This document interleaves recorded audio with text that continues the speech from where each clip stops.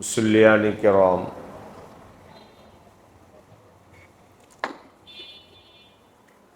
আমরা একেবারে আলোচনার প্রথম দিন বলেছিলাম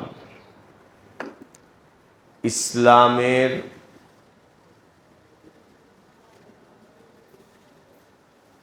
ভিত্তি 5টা খুঁটির উপর স্থাপিত। ইসলামের ভিত্তি 5টা খুঁটির উপর স্থাপিত। প্রথম খুঁটি হলো তাওহীদ এবং রিসালাতের সাক্ষ্য দেওয়া। এই কথা বিশ্বাস করা এবং মুখে প্রকাশ করা আল্লাহ তাআলা ছাড়া আর কেউ ইবাদতের উপযুক্ত নয়। ইবাদতের উপযুক্ত একমাত্র আল্লাহ তাআলা এবং মুহাম্মাদুর রাসূলুল্লাহ সাল্লাল্লাহু আলাইহি ওয়াসাল্লাম আল্লাহ তাআলার খাস বান্দা এবং মহান রাসূল, সর্বশ্রেষ্ঠ এবং সর্বশেষ রাসূল। এটা হলো প্রথম খুঁটি, ইসলামের প্রথম খুঁটি, স্তম্ভ। দ্বিতীয় খুঁটি ছিল নামাজ কায়েম করা। ইসলামের দ্বিতীয় খুঁটি, দ্বিতীয় স্তম্ভ কি? নামাজ কায়েম করা। তো এই নামাজ সম্পর্কে বিগত প্রায় 5-6 দিন তো আমরা আলহামদুলিল্লাহ আলোচনা করেছি। আজকে ইসলামের তৃতীয় খুঁটি, তৃতীয় স্তম্ভ হলো যাকাত। এই যাকাত সম্পর্কে আমরা আজকে কিছু আলোচনা করব।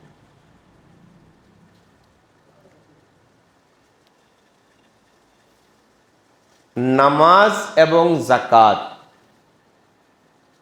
দুটো পাশাপাশি।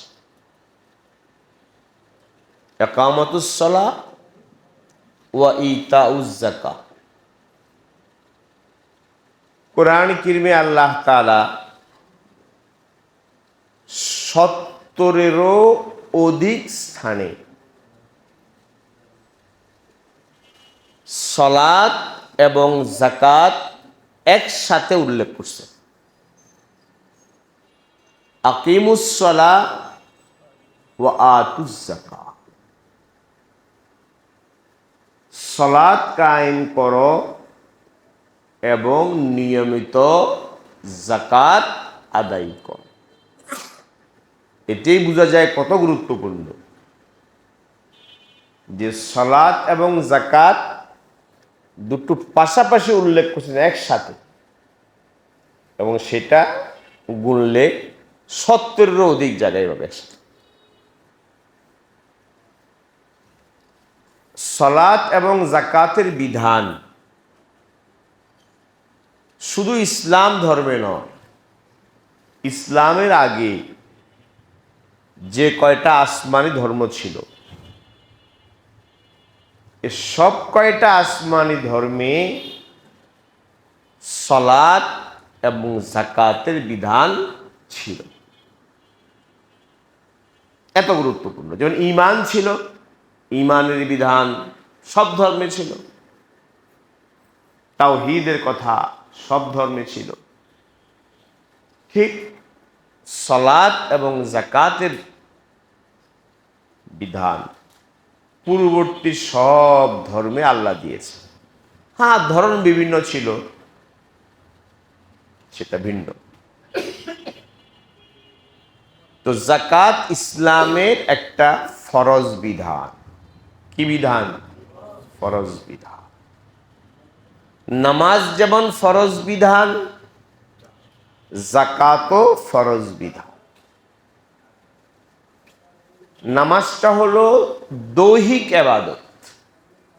কি ইবাদত? দৈহিক ইবাদত, আমরা দেহ দিয়ে সম্পাদন করি।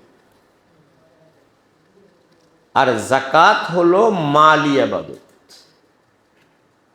যেটা আমরা আল্লাহ প্রদত্ত সম্পদ দ্বারা আদায় করে থাকি। এটা মালি ইবাদত। দুটোই ইবাদত, একটা দৈহিক ইবাদত আর একটা মালি আর্থিক ইবাদত।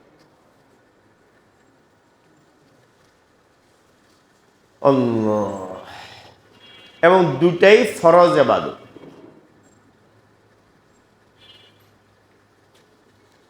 কোনো ব্যক্তি নামাজ আদায় করে, নামাজ ফরজ বিশ্বাস করে, আদায় করে, কিন্তু আল্লাহ না করুন যাকাতের প্রতি শিথিলতা, যাকাত যে ফরজ বিধান এটা জানেও না, মানেও না,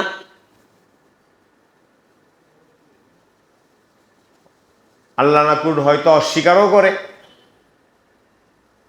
বা জানে মানে স্বীকার করে কিন্তু যাকাত কি করে না, আদায় করে।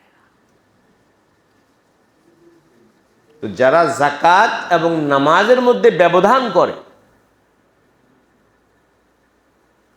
নামাজ আদায় করে যাকাত দেয় না, ব্যবধান করে, তাদের সম্পর্কে কোরআন হাদিসে কঠোর সতর্কবাণী আসছে। আল্লাহ ইসলামের শুরুর দিকের ঘটনা, নবী সাল্লাল্লাহু আলাইহি ওয়াসাল্লামের ইন্তেকালের পর বিভিন্ন ফিতনা মাথা চাড়া দিয়ে উঠছিল। তোর মধ্যে একটা ফিতনা ছিল, একটা গ্রুপ তারা বলল আমরা যাকাত দেব না, আমরা সরকারকে, ইসলামী খেলাফতকে যাকাত দেব না, আদায় করব, নামাজ পড়বে। তখন খলিফাতুল মুসলিমিন ছিলেন হযরত সিদ্দিক আকবর রাদিয়াল্লাহু তাআলা। তিনি বললেন, যে ব্যক্তি নামাজ এবং যাকাতের মধ্যে ব্যবধান করে, যে ব্যক্তি নবীজির জীবদ্দশায় যাকাত আদায় করত, এখন যদি সে যাকাতে একটা রশিও আদায় করতে অস্বীকার করে, তো খেলাফত তার বিরুদ্ধে জিহাদ করবে, যুদ্ধ ঘোষণা করবে। তো যাকাত ঠিক নামাজ যেমন ফরজ বিধান, যাকাতও কি বিধান? ফরজ বিধান। হ্যাঁ, নামাজ তো সবার উপরে ফরজ, ধনী দরিদ্র সকলের উপরে ফরজ, নারী পুরুষ, কিন্তু যাকাত সবার উপর ফরজ হয় না। যারা সম্পদশালী, শরীয়তের নির্ধারিত নেশাব আছে একটা, এই নেশাব পরিমাণ যারা সম্পদের মালিক, তাদের উপর, তাদের সম্পদের উপর হিসাব করে যাকাত আদায় করা নামাজের মতো ফরজ। হিসাব করে যাকাত আদায় করতে হবে।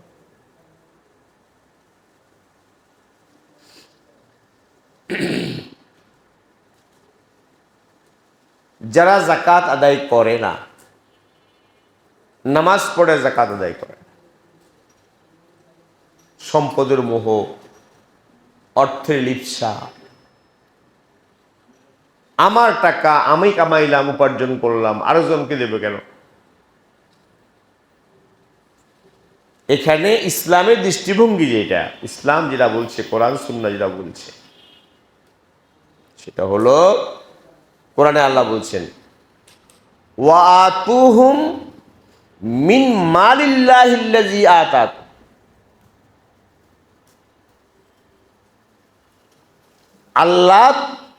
আল্লাহর মাল থেকে, মিন মালিল্লাহ, আল্লাহর মাল। কার মাল? আল্লাহর মাল, যেটা আল্লাহ তোমাকে সাময়িকভাবে দান করেছেন, সে মাল থেকে হিসাব করে যাকাত আদায় করো।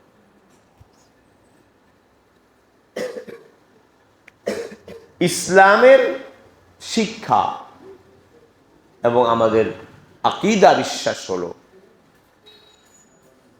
সম্পদের সমুদয় সম্পদ, দুনিয়াতে যত সম্পদ আছে,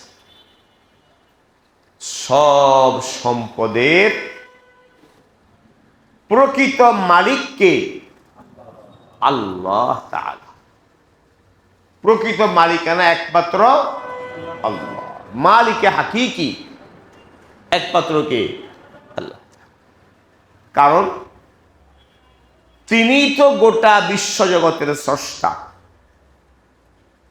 আমার যে সম্পদ, জমিন জেরাত, টাকা পয়সা, অর্থ বৈভব, বাড়ি গাড়ি, এ সব কিছুর খালেক স্রষ্টাকে আল্লাহ। তো যিনি স্রষ্টা, তিনিই তো প্রকৃত মালিক, তিনিই তো প্রকৃত মালিক। সব সম্পদের মালিকানা, নিরঙ্কুশ মালিকানা,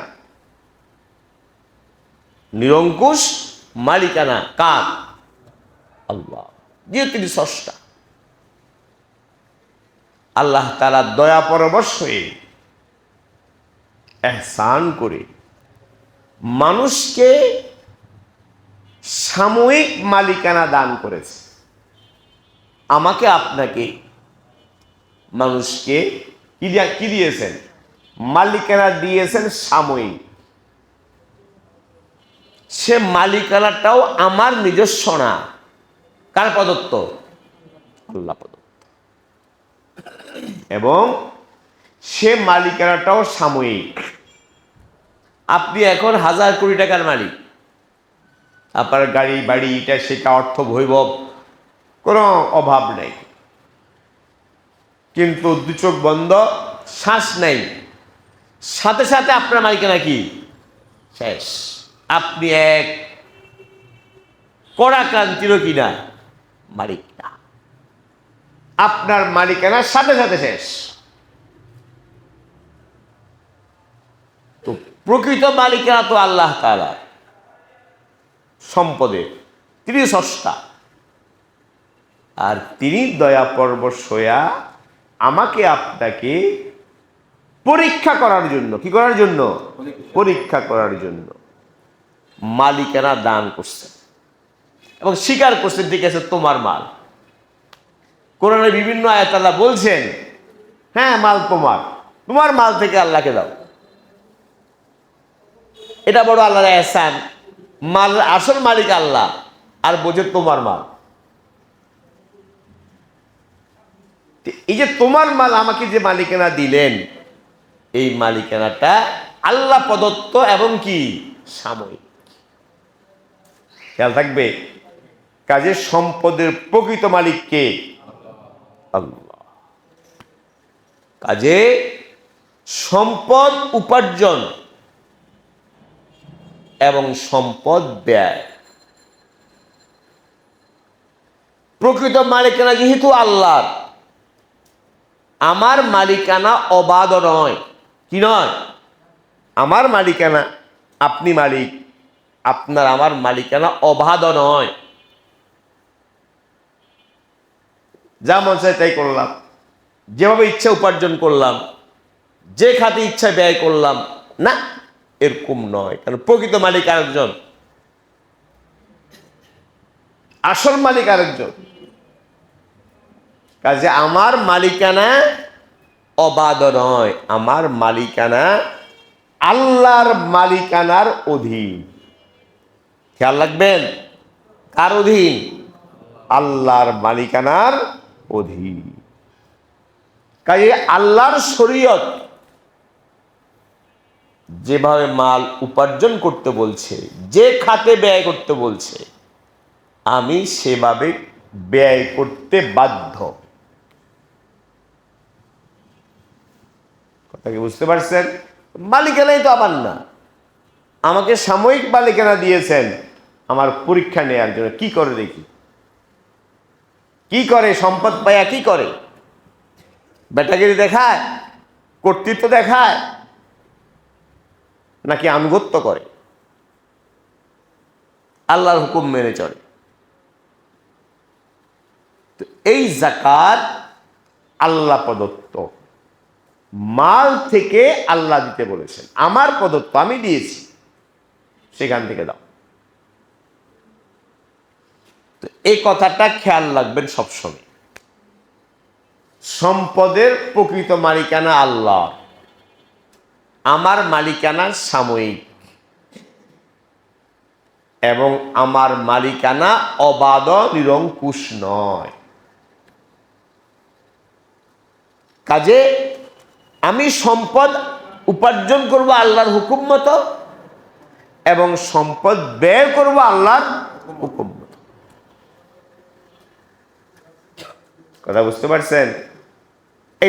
এটাই ইসলাম। আল্লাহর হুকুম মতো উপার্জন, আল্লাহর হুকুম মতো ব্যয়। তাই আমি সম্পদ যে সাময়িক মালিকানা যে আল্লাহ আমাকে দিয়েছেন পরীক্ষার জন্য, ওই পরীক্ষায় আমি সফল। যদি আল্লাহর হুকুম নবীর তরিকা মতো আমি উপার্জন করি, আর আল্লাহর হুকুম নবীর তরিকা মতো যদি আমি ব্যয় করি, তো আমি পরীক্ষায় সফল। আর যে সম্পদ পায়া বলি আমার মাল, আমি করলাম, এত কষ্ট শ্রম করে আরেকজনকে দিব কেন? এই হলো পরীক্ষায় ফেল। তোমার মাল করে পাইছো তুমি। এবং ইসলামের একটা দৃষ্টিভঙ্গি খেয়াল রাখবেন, আর একটা দৃষ্টিভঙ্গি ইসলাম বলেছে, কোরআন বলেছে, সেটা হলো গরিব দুস্থ যারা যাকাত গ্রহণ করতে পারে, প্রান্তিক জনগোষ্ঠী, গরিব মানুষ, আল্লাহ বলেছেন ধনীর সম্পদে গরিবের হক আছে। কি আছে? হক। অফি আমওয়ালিহিম হক্কুম মালুম লিসসাইলি ওয়াল মাহরুম। তার মানে আমাকে যে আল্লাহ সম্পদ দিয়েছেন, আল্লাহ প্রদত্ত সম্পদ আমাকে দিয়েছেন, এই ভাইকে দেয় নাই। অথচ সে ভাই আমার চেয়ে মেধাবী, শিক্ষিত,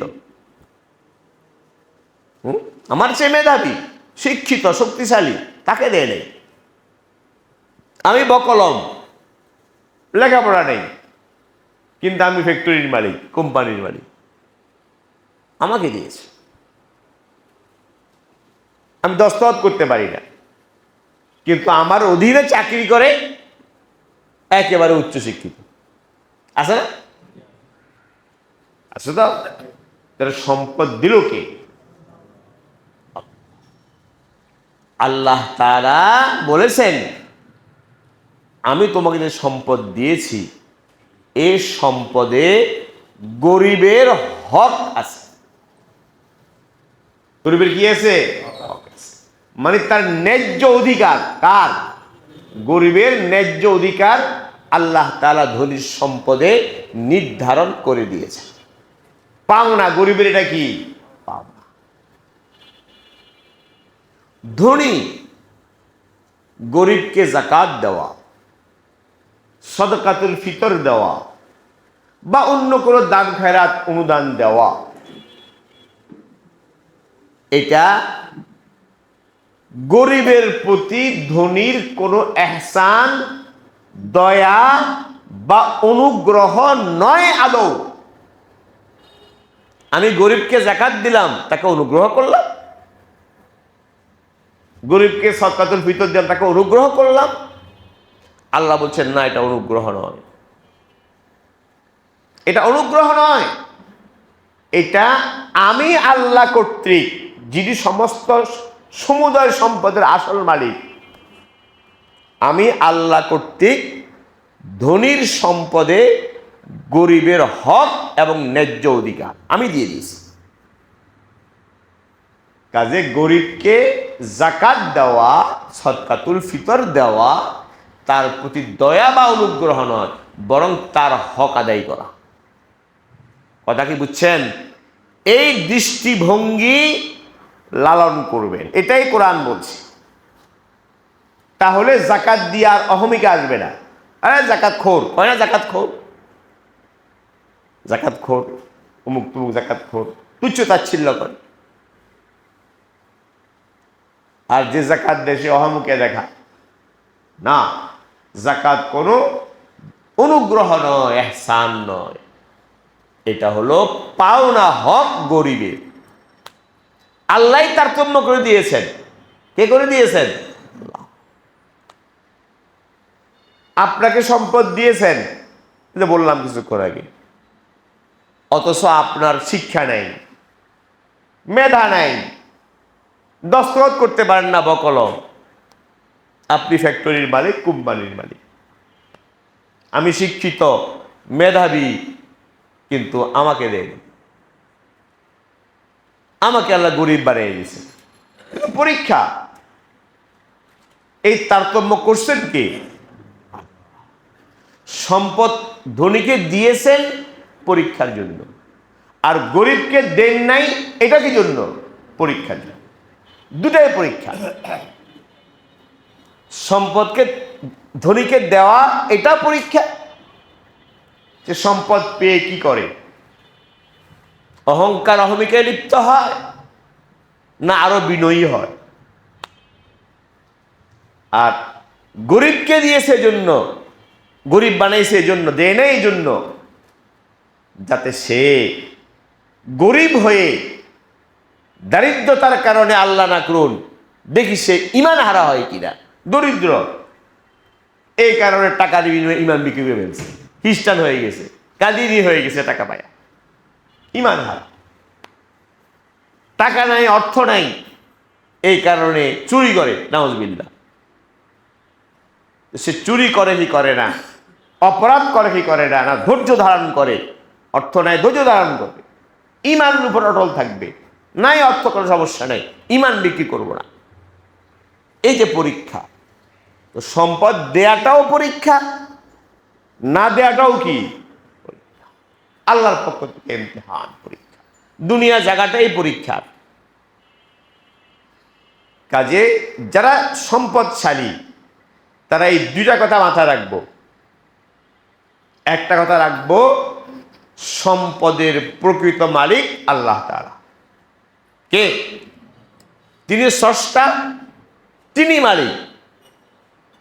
আমার মালিকানা সাময়িক, কি সাময়িক, এবং আমার মালিকানা অবাধ নয়, আমার মালিকানা আল্লাহর মালিকানার অধীন, আল্লাহর দেওয়া বিধানের কি শরীয়তের অধীন।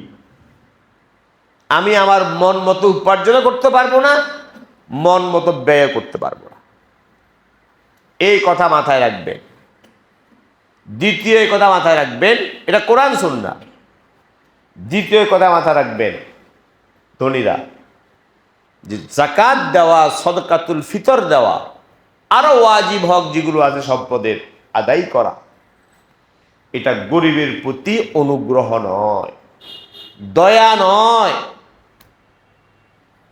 বরং এটা গরিবের পাওনা হক তোমার উপর, ওয়াজিব হক, ফরজ হক, তার পাওনা ন্যায্য হক, তাকে পৌঁছেই দাও।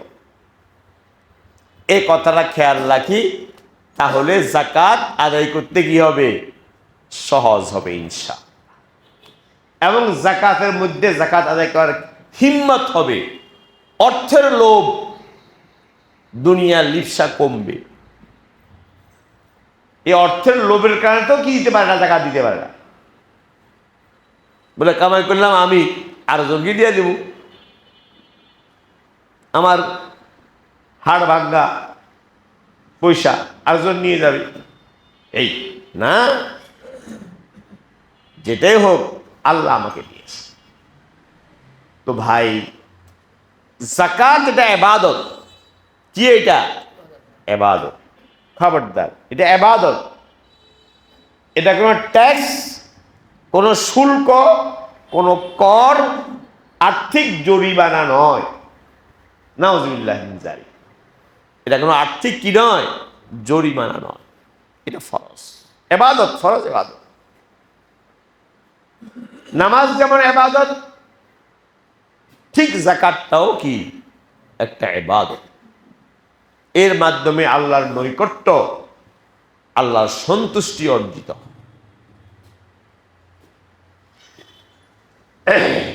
যারা যাকাত আদায় করে না সম্পদের, করলো লামসাম করে, লামসাম কোনো জাকাত না।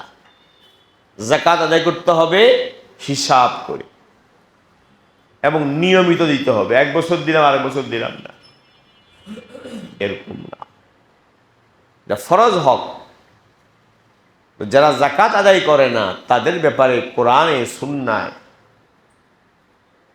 কঠিন আযাবের কথা বলা হয়েছে। কঠিন শাস্তি, ভয়াবহ ভয়ঙ্কর আযাব।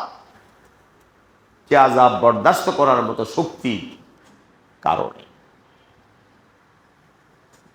কোরআন কারীমে আল্লাহ তাআলা বলছেন, ওয়াল্লাযীনা ইয়াকনিজুনা আয-যাহাবা ওয়াল ফিদ্দাতা ওয়ালা ইউনফিকুনাহা ফী সাবিলিল্লাহ ফাবাশশিরহুম বিআযাবিন আলীম। যারা সোনা রূপা, অর্থ সম্পদ সঞ্চয় করে রাখে, শুধু সঞ্চয় করে, সঞ্চয় করে, সঞ্চয় করে, ওয়ালা ইউনফিকুনাহা ফী সাবিলিল্লাহ, আল্লাহ রাস্তায় খরচ করে না। আল্লাহ রাস্তায় বলতে অনেক রাস্তা। যাকাত দেয় না, এটাও আল্লাহর রাস্তা। সদকাতুল ফিতর দেয় না। মালের যে আরো ওয়াজিব হক আছে, যেখানে মসজিদ বানানো দরকার, যে এলাকায় সামর্থ্য আছে মসজিদ নির্মাণ করে না, যেখানে ইসলামী শিক্ষার ব্যবস্থা নাই, দ্বীনি শিক্ষার, সেখানে দ্বীনি শিক্ষার ব্যবস্থা করে না, অথচ করা ওয়াজিব। তো যারা সোনা রূপা সঞ্চয় করে রাখে, আল্লাহ রাস্তায় খরচ করে না, আল্লাহ বলছেন ফাবাশশিরহুম বিআযাবিন আলীম, তাদেরকে মর্মন্তদ ভয়ঙ্কর আযাবের, আল্লাহ এখানেও একটু করলেন, ভয়ঙ্কর এবং মর্মন্তদ শাস্তির সুসংবাদ দিয়ে দাও। কি দিয়ে দাও? সুসংবাদ। এটা বলে সুসংবাদ। এই সুসংবাদের শব্দ বললেন, এটাও আযাবের অংশ। মর্মন্তদ শাস্তি, ভয়ঙ্কর আযাব, এটাকে সুসংবাদ। এটাকে সুসংবাদ বলা, এটাও শাস্তির অংশ। আল্লাহ বলছেন ফাবাশশিরহুম বিআযাবিন আলীম। কি আযাব? এরপরে বলছেন ইয়াউমা ইউহমা আলাইহা ফি নারি জাহান্নাম ফাতুকওয়া বিহা জিবাহুহুম ওয়া জুনুবুহুম ওয়া যুহুরুহুম। আল্লাহ। এই সোনা রূপা, অর্থ করি, এটাকে জাহান্নামের আগুনে তপ্ত করা হবে। তপ্ত, ফাতুকওয়া বিহা, ইউহমা আলাইহা, তপ্ত করা হবে। এরপর ফাতুকওয়া বিহা জিবাহুহুম ওয়া জুনুবুহুম, ওই তপ্ত সোনা রূপা ওই সোনা রূপা দিয়ে তার কপাল দাগানো হবে। কপালে কি করা হবে? দাগানো হবে। এবং তার পার্শ্ব, এই পার্শ্বকে দাগানো হবে ওই আগুন দিয়া, তপ্ত আগুন। ওয়াজহুরুহুম, এবং তার পিঠ দাগানো হবে। আর বলা হবে জাহান্নামের ফেরেশতা যারা, তারা বলবে হাযা মা কানাসতুম লিআনফুসিকুম, এই যে শাস্তি দেখছ, এই শাস্তি তোমার কামাই। এই শাস্তি, এটা হলো ওই সম্পদ যেটা তুমি সঞ্চয় করে রেখেছিলে, সেটাই এটা। ফাযুকু বিমা কুনতুম তাকনিজুন, যে সম্পদ সঞ্চয় করেছ সেই সম্পদের কঠিন শাস্তি স্বাদ আজকে গ্রহণ করো। তো যাকাত এবং সম্পদের ওয়াজিব হক আদায় করা এত জরুরি, যারা এটা আদায় করবে না তাদের জন্য আল্লাহ তাআলা কোরআনে বলছেন এই কঠিন শাস্তি। এই শাস্তি ভোগ করার মতো, আল্লাহু আকবার, আল্লাহু আকবার, এই শাস্তি ভোগ করার মতো শক্তি আছে কার? পারবেন? পারবো আমরা? কোরআন কারীমের অন্য আয়াতে আল্লাহ বলছেন সায়ুতাওয়াকুনা মা বাখিলু বিহি ইয়াউমাল কিয়ামা, যে সম্পদের যাকাত দেওয়া হয় নাই, ওয়াজিব হক আদায় করা হয় নাই, বখিলি করছে, ওই সম্পদ সায়ুতাওয়াকুন, তার গলায় পেঁচায় দেওয়া হবে। এটা কোরআন বলছে। হাদিস শরীফের নবীজি সাল্লাল্লাহু আলাইহি ওয়াসাল্লাম এই আয়াতের ব্যাখ্যা করছেন, তাফসীর করছেন। তিনি বলছেন, নবীজি বলছেন, আল্লাহ, যে সম্পদের যাকাত দেওয়া হয় না, হাশরের ময়দানে ওই সম্পদ বিষধর সাপের সুরত ধারণ করবে। কিসের সুরত ধারণ করবে? বিষাক্ত। কেমন বিষাক্ত? দুনিয়ার বিষাক্ত কি আর বিষাক্ত? ওই পরকালের শাস্তি। সেটা কেমন বিষাক্ত আল্লাহ জানে। বিষাক্ত সাপের সুরত ধারণ করবে, এবং ওই বিষাক্ত সাপ তার চোয়ালে, চোয়াল, তার চোয়ালে পেঁচায়া যাবে, এবং তার চোয়াল ধরে দংশন করবে, সাপ কামড়াবে, আর বলবে আনা কানজু, আমি সাপ নয়, আমি তোমার পুঞ্জীভূত সম্পদ, যে সম্পদের পাহাড় জমাইছিলা, সম্পদের ওয়াজিব হক আদায় করো নাই, যাকাত দাও নাই, ওই সম্পদ আমি, আজকে শাস্তি ভোগ করো। তো ভাই, সম্পদ তো আল্লাহর দেওয়া নেয়ামত, আল্লাহর দেওয়া অনুগ্রহ। আল্লাহ আপনাকে আমাকে দিয়েছেন সাময়িক মালিকানা, আসলে সম্পদ তো দিয়েছেন জান্নাত কামাই করার জন্য। কি কামাই করার জন্য? আখিরাত কামাই করার জন্য, জান্নাত কামাই করার জন্য, আল্লাহর সন্তুষ্টি অর্জন করার জন্য আল্লাহ সম্পদ দিয়েছেন। আর সে সম্পদ আমি আমার জন্য জাহান্নামে যাওয়ার কারণ হবে।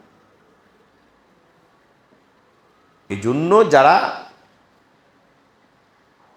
সম্পদের মালিক, নেশাব পরিমাণ সম্পদের মালিক, এখন মনে হয় যাকাত, এটা তো মাসলার ব্যাপার, সেটা মুফতি সাহেবরা বলবে, আমি মাসলা বলতে বসি নেই, সেটা ভিন্ন প্রসঙ্গ।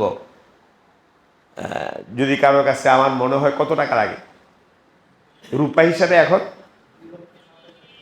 2,27,000 না একটু বেশি,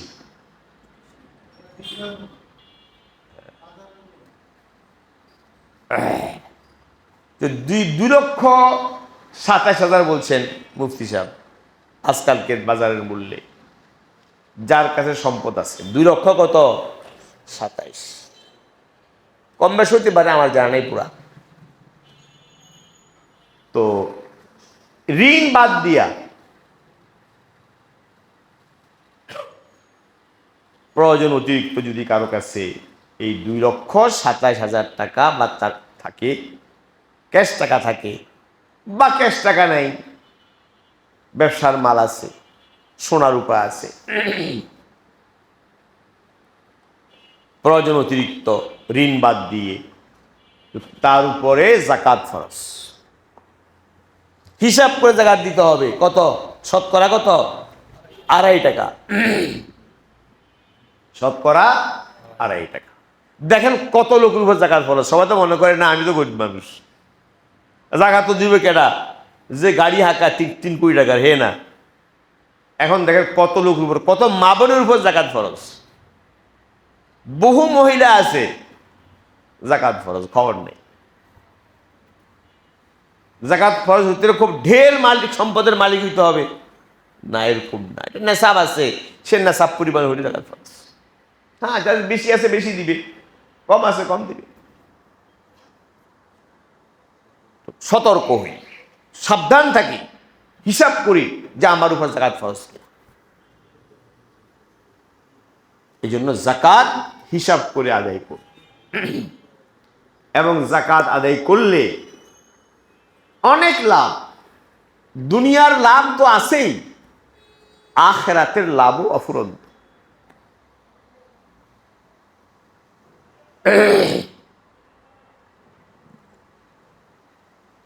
কোরআন কারীমে আল্লাহ তাআলা একাধিক আয়াতে আছে, আল্লাহ তাআলা বলেছেন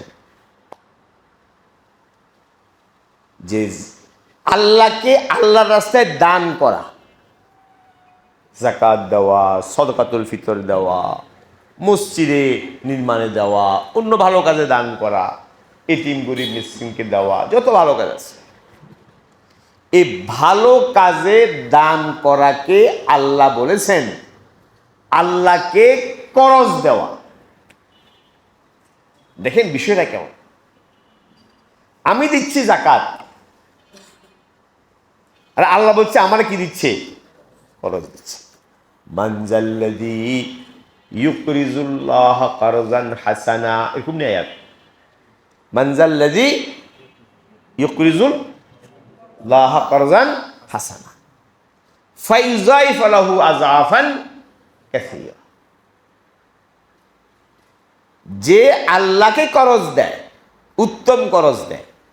আল্লাহর করজ দেখি, আল্লাহকে কি করজ? করজ কি দরকার? আল্লাহকে মুখাবে কি করজটা? আল্লাহর দয়া, ইহসান। মালের মালিক আল্লাহ, প্রকৃত মালিক। মাঝখান দিয়ে সাময়িক আমারে দিল একটু মালিকানা দিয়ে, আবার বলে কি আমার করজ দাও,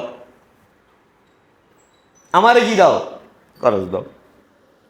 করজ বলছে কেন? সাধারণত করজ তো পরিশোধ করা কি অপরিহার্য, করজ তো দিতে হবে, তাই না? এই জন্য আল্লাহ বলছেন যে তুমি যদি দান করো, এই দান করাটা প্রকৃত আমারে করজ দেওয়া।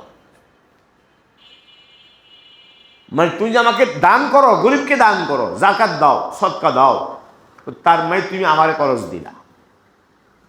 এই করজটা আমি ফায়ুযাইফু লাহু আযআফান কাসীরা, আল্লাহ বলছেন এই করজ আমি বহুগুণ বৃদ্ধি করে তোমাকে দান করব।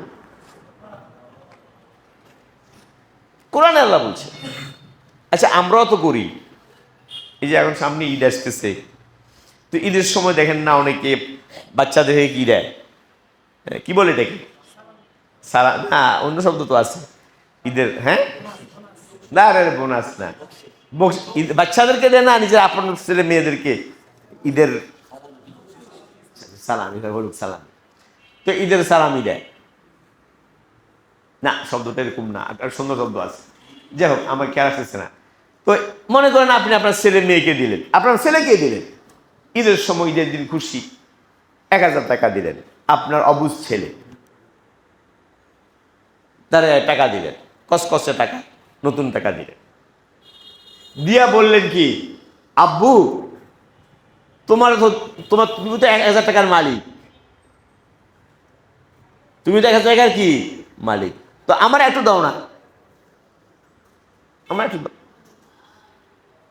বল, পরীক্ষা করে ছেলেকে, আমার একটু দাও।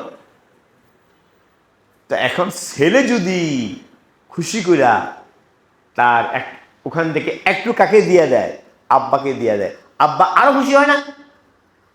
তখন তাহলে কি করে, আর একটু বেশি করে দেয়, আগে যা দিয়েছিল, যে দিয়েছে তাতে বেশি করে দিয়ে দেয়, এবং আদর করে, স্বভাব করে, করে তুলে টেনে নেয়, নেয় কি না?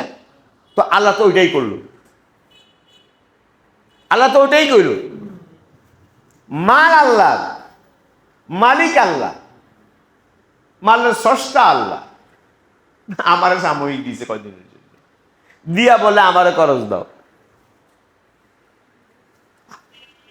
আমি দান করলাম, গরিবকে দিলাম, আল্লাহ বলছে আমারে কি দিলা, খরচ দিলা। তো খরচ দিছ তো ফাইজাইফুলাহু আযআফান কাসীরা।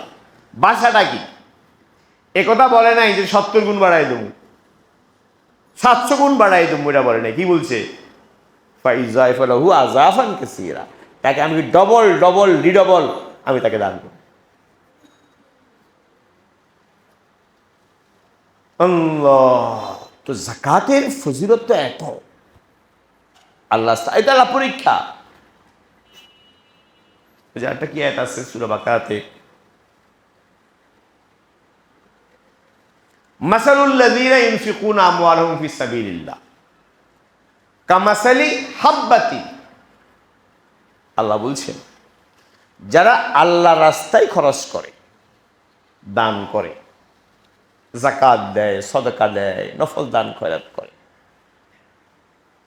তো এর উপমা, উদাহরণ, উপমা হলো একটা দানা, কামাসালি হাব্বাতি, এর উদাহরণ একটা কি দানা, আমবাতাত সাবআ সানাবিলা, ওই দানা থেকে একটা শীষ বেরোয়, একটা মনে করে ধানের শীষ বেরোইছে, গমের শীষ বেরোইছে, তো ওখান থেকে 7টা কি বের হলো, শীষ বের হলো, শীষ, শীষ বের হয় না, একটা দানা ফাটলো, ফাইটা চারা হইল, চারা থেকে কি বের হইলো, 7টা শীষ বের হইল। ফাআমবাতাত সাবআ সানাবিলা, আল্লাহ বলছে 7টা শীষ বের হইছে একটা দানা থেকে। ফি কুল্লি সুম্বুলাতিন মিয়াতু হাব্বা, বলে প্রত্যেকটা শীষের মধ্যে 100টা করে দানা। শীষ কয়টা, মূল দানা ছিল কয়টা, একটা, এক দানার থেকে বেরোচ্ছে 7টা শীষ, আর প্রত্যেক শীষে 100টা দানা, তো ক দানা হচ্ছে মোট 700 দানা। কটার থেকে, একটা থেকে 700 কি দানা। এরপরে আল্লাহ বলছিল আল্লাহু ইউযাইফু লিমান ইয়াশা, তার মানে কি বুঝছেন, তার মানে হলো তুমি যদি আল্লাহর রাস্তায় 1 টাকা দান করো, আল্লাহ তোমাকে কমপক্ষে 700 গুণ সওয়াব দান করবে। একে কত, 700। এরপর বলছে ওয়াল্লাহু ইউযাইফু লিমান ইয়াশা, আল্লাহ যাকে চান তাকে আরো অনেক গুণ বৃদ্ধি করে দান করে, তার পরিমাণ নেই। ইখলাস, ভিতরের অন্তরের নিষ্ঠা, নিয়তের শুদ্ধতা, সে বিবেচনা, আবেগ, ভিতরের আবেগ, ভালোবাসা, সেই হিসাবে আল্লাহ তাআলা যাকে চান তাকে আরো বহু গুণ বাড়ায় দেয়।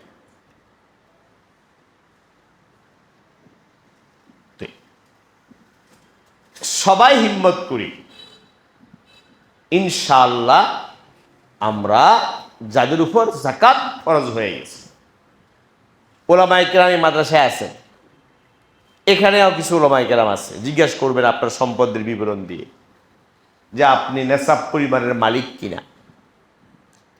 জাকাত, যাদের উপর জাকাত ফরজ তাদের জন্য জাকাতের এলেম হাসিল করাও কি ফরজ।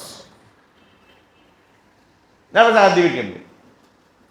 এই জন্য জাকাতের এলেম হাসিল করবেন। দেখতে দেখা যায় অনেক আছে গরিব, মানে সবসময় কি করে, বিক্রি করে, এটা তার ব্যবসা, কিন্তু ব্যাংকে কি আছে, ব্যাংক ব্যালেন্স আছে। ঢাকা শহরে আছে, শুনছি আছে, দেখি না বলতে পারবো না, সত্যি মিথ্যা আল্লাহ। এই ব্যাগটা তো বিক্রি করতেছে, তার প্রয়োজন অতিরিক্ত তার কি আছে, ব্যাংকে ব্যালেন্স টাকা আছে, এটা জাকাত খোর কেন, তো জাকাত দিবে। এরকম জাকাত ওয়াজিব বহু লোক আছে, বহু মানুষ আছে। আর শুধু জাকাত কেন, একটা ধারণা আমাদের মধ্যে আছে কি জানেন, সেটা হলো জাকাত দিবে ধনী, দান করবে ধনী, গরিব শুধু খাবে। গরিব আবার দান করবে কি? এ কথাটা সম্পূর্ণ ভুল। দান করা একটা ইবাদত, জাকাত না, যে কোনো দান, এটা কি একটা কি ইবাদত। এই ইবাদত সবার জন্য। যে গরিব, খেটে খাওয়া মানুষ, দিন মজুর, সেও দান করবে, জাকাত দেবে না, দান করবে। কি দান করবে? সে 1 টাকা দেবে। আপনার আছে, আপনি 100 টাকা দেবেন, আর জন্য বেশি আছে সে 1000 টাকা দিবে। দিন মজুর বেচারা, সে তার 1 টাকা দিবে। ওই 1 টাকা যদি অন্তর থেকে দেয়, সেই 1 টাকার মূল্য আল্লাহর কাছে অনেক। বুঝেন না কথাটা? এই কথাটা মনে করবেন না যে আমি শুধু কি করব, খাবো, আমি কেন দেব। খবরদার, সবাই দিবে, দান সবাই করবে, হ্যাঁ সামর্থ্য হিসাবে।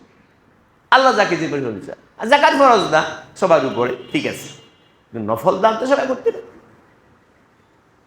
তো অনেক কথা আজকে বললাম, জাকাত সম্পর্কে প্রাথমিক কথা বললাম। জাকাত, নামাজ যেমন ফরজ বিধান, জাকাতটাও কি ফরজ। আর একটা কথা বলি, শেষ করছি। আগে বলেছিলাম মনে হয়, নামাজের মূল উপাদান কি বলছিলাম না, খেয়াল আছে কারো? হ্যাঁ, নামাজের মূল উপাদান 3টা বলছিলাম। জাকাতের মূল উপাদানও 3টা। জাকাত ইবাদত, সামনে আরো অনেক কথা বলবো, তো যে বোঝার জন্য অসুবিধা, এই জন্য আগে বলছি। জাকাতের মূল উপাদান, জাকাত গঠিত কি দিয়ে? জাকাতের প্রথম উপাদান হলো, প্রথম কথা হলো জাকাত ইবাদত। কি এটা? ইবাদত। এটা কোনো ট্যাক্স, শুল্ক, কর, আর্থিক জরিমানা, নাউজুবিল্লাহ, কোনোটাই না। এটা ইবাদত। নামাজ যেমন ইবাদত, এটা ইবাদত। আমি জাকাত দেব আল্লাহর নৈকট্য অর্জন এবং আল্লাহর সন্তুষ্টি অর্জনের জন্য। এই মনোভাব নিয়ে জাকাত দিব। সম্পদের প্রকৃত মালিক আল্লাহ, আমি নয়। আমার কথা বুঝছেন? সম্পদের প্রকৃত মালিক আল্লাহ, আমি নয়।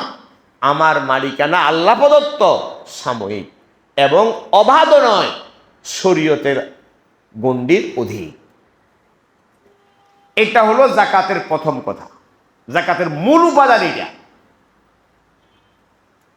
কথা বুঝছেন? এখন কিছু আধুনিক লোক বেরিয়েছে, মুতাজাদ্দিদিন, মানে প্রগতিশীল মুসলিম, মডারেট মুসলিম। এরা আবার মুসলিম আর মডারেট। হ্যাঁ, ওরা মনে করে জাকাত এগুলো ট্যাক্সের মতো আর কি।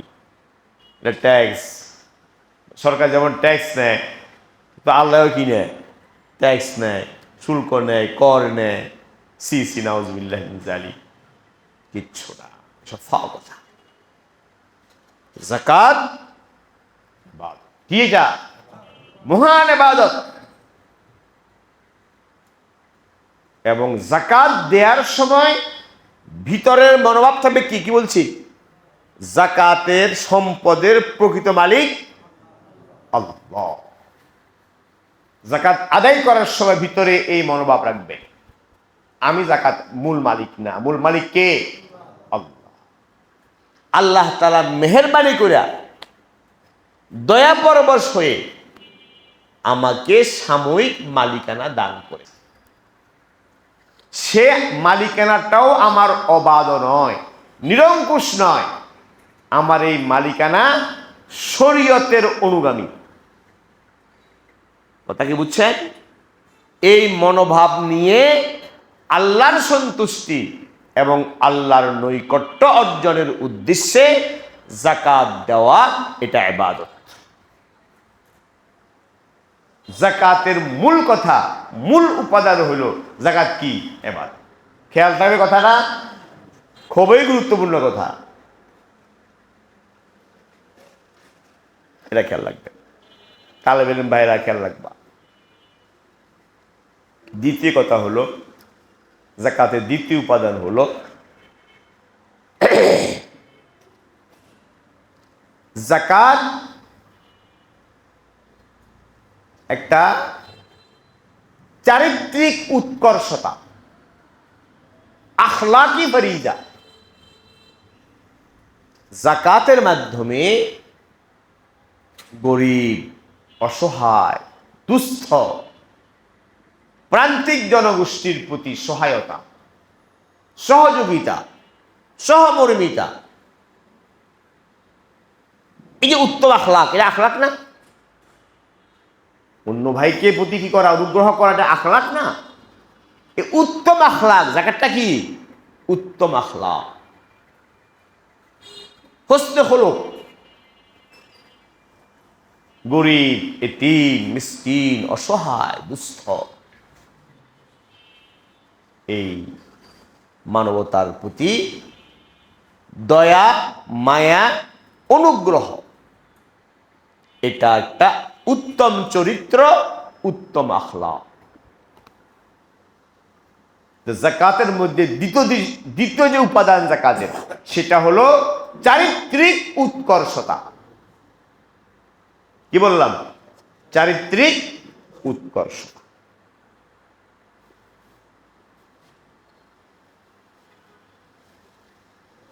সুন্দর সহায়তা করো, দান করো, বেচারা গরিব মানুষ, তাকে দাও। 3 নম্বর উপাদান, খেয়াল রাখে, 3 নম্বর উপাদান যাকাতের 3 নম্বর উপাদান হলো আল্লাহ। যাকাতের 3 নম্বর উপাদান হলো আত্মার পবিত্রতা। কি কি বললাম? আত্মার পবিত্রতা, হৃদয়ের পবিত্রতা। যাকাতের অর্থের মধ্যে পবিত্রতার অর্থ আছে, আসেনি? আছে। তাথহিরুল আমওয়াল ওয়া তাথহিরুল কলব, পবিত্র। যাকাতের 3য় উপাদান হলো, যাকাত হলো আত্মার পবিত্রতা। যাকাত আত্মাকে পবিত্র করে।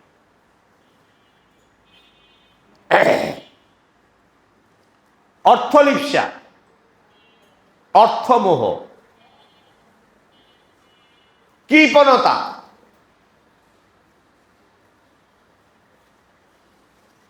বুঝতে পারছেন? অর্থলিপ্সা, অর্থমোহ, কৃপণতা, নিষ্ঠুরতা, নির্দয়তা, এই যে রোগ, এগুলা কি রোগ? এগুলো অসুস্থতা। অর্থলিপ্সা, অর্থের মোহ, কৃপণতা, নির্দয়তা, নিষ্ঠুরতা। যাকাত এই রোগগুলো অন্তর থেকে দূর করে। আমার কথা বুঝছেননি? বুঝেন নাই এখনো? এই যে রোগ, আত্মিক রোগ, রুহানি রোগ, অর্থলোভ, অর্থলোভ যার মধ্যে আছে সে জাকাত দিতে পারবে না। সে 1000 কোটি টাকার মালিক, যত জাকাত পাওয়া তার কি অনেক কোটি টাকা আসবে না? এবার সুবহানাল্লাহ, আমি কামাই করলাম এত কোটি টাকা দিয়ে দেবো, এই কোটি টাকা দিয়ে বাড়ি বাড়ি একটা করতে পারবো। আর যে ব্যক্তি হিম্মত করে জাকাত দিবে, আল্লাহর হুকুম পালন করবে, ওই ব্যক্তির অন্তর থেকে অর্থলোভ, অর্থলিপ্সা দূর হয়ে যাবে। তো জাকাত অর্থলোভ, অর্থলিপ্সা, এই অর্থলোভ, অর্থলিপ্সা দুনিয়ার অসংখ্য ফিতনা ফাসাদের মূল। দুনিয়াতে যত ফিতনা ফাসাদ হয়, মারামারি হয়, ঝগড়া হয়, মামলা মোকদ্দমা হয়, খুন খারাপি হয়, তার অধিকাংশ হয় মনে হয় অর্থলোভের কারণে। নাকি দেখেন মামলা যা দেখেন কি মামলাগুলো হয়, অধিকাংশ হলো অর্থলোভ আর তার আছে ক্ষমতার লোভ। অধিকাংশ মামলা মোকদ্দমা, মারামারি, ঝগড়া ফাসাদ, খুনাখুনি এ অর্থলোভের কারণে। তো যাকাতের দ্বিতীয় উপাদান হলো আত্মিক পবিত্রতা। কোরআনে আল্লাহ নিজে বলছেন, খুজমিন আমওয়ালিহিম সাদাকাতান। কোরআনে আল্লাহ বলছেন নবীকে, খুজমিন আমওয়ালিহিম সাদাকাতান। এরপরে কি? তুতাহিরু বিহি, তুতাহিরুহুম ওয়া তুযাক্কি বিহি। আপনি যাকাত দেন তাদের কাছ থেকে, এই যাকাত নেওয়ার মাধ্যমে তাদেরকে আপনি পবিত্র করবেন। এই যে পবিত্র করা, এটাই উপাদান যাকাতে। ওয়া তুযাক্কিহিম বিহা ওয়া সাল্লি আলাইহিম ফা ইন্না সালাতাকা সাকানুল লাহুম। এরকম তো আয়াত মনে হয়। তো যাকাত এটা আত্মিক পবিত্রতা, অর্থলোভ, অর্থলিপ্সা, কৃপণতা দূর করে, অর্থলোভ, অপসলিপ্সা কি করে? দূর করে। নির্দয়তা, এই যে পুঁজিবাদী সমস্যা, যারা পুঁজিবাদী এরা হয় চরম নিষ্ঠুর, রক্তচোষা। পুঁজিবাদ মানেই হলো জনগণের কি করা? রক্তচোষা। গরিব মানুষের কি করা? রক্তচোষা, নিষ্ঠুরতা, নির্দয়তা, শ্রমিকের প্রতি অত্যাচার, কর্মজীবী মানুষের প্রতি অত্যাচার, এটা পুঁজিবাদ। এই নির্দয়তা, নিষ্ঠুরতা যাকাত আদায় করলে কি হয়? দূর হয়। কি হয়? এবং আরেকটা ফায়দা যেটা উপাদান যাকাতের, সেটা হলো যাকাতের মাধ্যমে, যাকাত দিলে ধনী আর গরিব, এই যে দুই শ্রেণী সমাজে, এই দুই শ্রেণীর মধ্যে সম্প্রীতি, ভালোবাসা গড়ে উঠে। কি গড়ে উঠে? সম্প্রীতি, ভালোবাসা। এবং এর মাধ্যমে গরিব মানুষের দোয়া, কি দোয়া, ভালোবাসা পাওয়া যায়। দোয়া পাওয়া যায় এবং কি পাওয়া যায়? ভালোবাসা। এটা হলো যাকাতের মূল কথা, মূল উপাদান। খেয়াল রাখবেন ইনশাল্লাহ। আল্লাহ তৌফিক দিলে ইনশাল্লাহ আগামীকালকে বাকি কথা বলবো। আল্লাহ আমাদের সকলকে আল্লাহ রাস্তায় দান করা, বিশেষ করে ওয়াজিব সম্পদের যে ওয়াজিব হক, এই ওয়াজিব হকগুলো আদায় করার তৌফিক দান করে। ওয়া আখির দাওয়ানা আলহামদুলিল্লাহ।